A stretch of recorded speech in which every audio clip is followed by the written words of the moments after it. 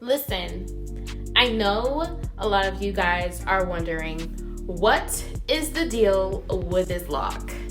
And I finally am going to tell you what the deal is with my one lock. 2011, I decided to return natural. I rocked my hair for about 5 years before locking it. 2016, I decided to basically lock my hair from the 5 years of loose natural.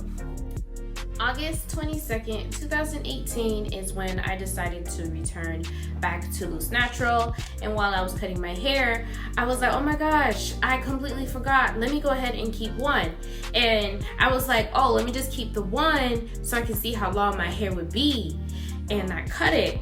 So mind you, this is 5 years worth of hair growth.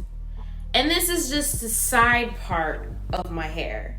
So, and when I put it behind me, it's like past bra strap. And imagine that. I would probably be sitting on my hair right now. And I don't think that's a good look. Well, maybe it would have been a good look, but I don't know how it would look because it's gone. Hey, thank you so much for watching this video. Don't forget to subscribe and turn the bell notification on. Okay, bye.